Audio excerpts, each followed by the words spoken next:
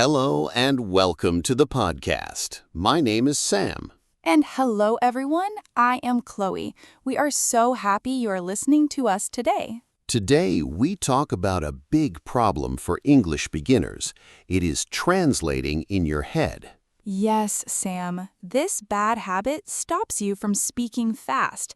It makes you too slow in conversations. Many A1 and A2 students tell us, I know words, but I change the sentences from my native language into English inside my mind first. It makes speaking feel like hard work, but you can break this habit today. You can connect English words directly to your thoughts. You do not need a massive vocabulary to think in English.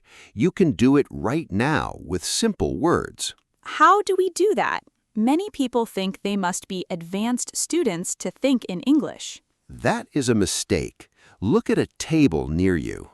Do not think of your native word for it. Just look at the object and say in your mind, table. Oh, so it is about connecting the English word directly to the physical picture of the object, not to the translation. Exactly. Chloe, when I say apple, what do you see in your mind? Do you see the letters A-P-P-L-E or a round red fruit? I see a nice, juicy red fruit. I can almost taste it. Perfect. Your brain did not translate.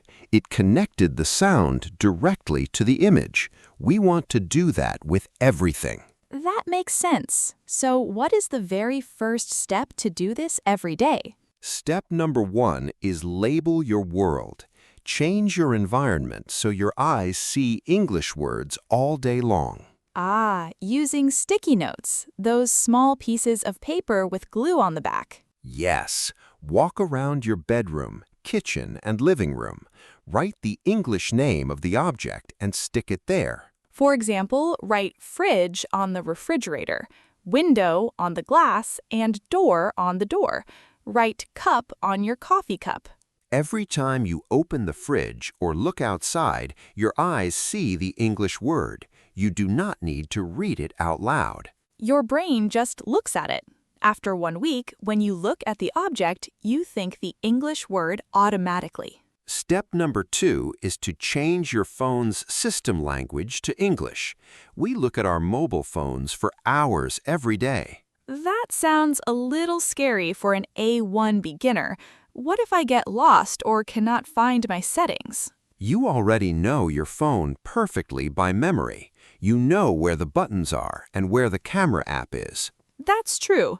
The icon for settings is usually a little gear wheel. I don't really read the word anyway. I just click the icon. Exactly. If you change the language, your phone will show settings, messages, battery, and photos. You see these words 50 times a day. So you learn them without effort. This connects the English word to an action, not to a translation. Step number 3 is to think in single words. Many beginners fail because they try to think in long, complex sentences. Yes, trying to say a long sentence about going to the supermarket is too hard for an A2 learner to think quickly. Exactly. So just think in single words during your day. When you wake up, look out the window and think sunny, or rain, or cold. Just one word at a time. If I'm walking to my car, I can just think car, key, drive. Yes. When sitting on the bus, look around and name things in your head. Man, woman, blue bag, tall building. Nobody can hear me, so I can practice this mind exercise anywhere. It's like training my brain muscles at the gym. Step number 4 is use frame sentences. This is perfect for the A2 level. A frame sentence is a short structure you can change easily. Can you give us an example of a simple frame sentence? Sure. A great one is I see a. You walk in the park, you see a dog, and you think, I see a dog, I see a tree. Because the words I see a are always the same, you don't have to think about grammar rules or verbs. Another excellent frame sentence is I want. When you are hungry or thirsty, you can think I want coffee, I want water, or I want food. This is wonderful. You are using real English structures directly without changing them from your first language. Step number 5 is a mindset change. Stop worrying about perfect grammar. Perfect is the enemy of fast. I agree completely. If you wait until your grammar is 100% perfect, you will never speak easily. Native speakers don't care if you forget the letter S at the end of a verb. If you say he like coffee instead of he likes coffee, everyone understands. The communication is successful. It is much better to say a sentence with a small mistake quickly than to say a perfect sentence after 2 minutes of silence. 1000% yes. Mistakes mean you're trying. Every fluent speaker made thousands of mistakes when they were beginners. So we must accept that mistakes are normal and healthy for learning. What is the next step? Step number 6 is to talk to yourself.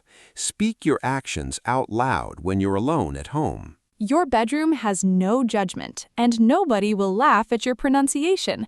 You have total freedom. If you're cooking dinner, narrate it like a story. I am in the kitchen. I have a tomato. I cut the tomato. Now I boil the water. I am hungry. Let me try one for the morning routine. I wake up, I get out of bed, I wash my face, the water is cold, I brush my teeth, I need coffee. That was perfect, Chloe. Everything is simple present tense, short sentences, subject, verb, object. Anyone at an A2 level can do this. And doing this aloud helps your mouth muscles get used to the physical sounds of English. It connects your thoughts to your voice. Let's repeat the 6 steps for our listeners.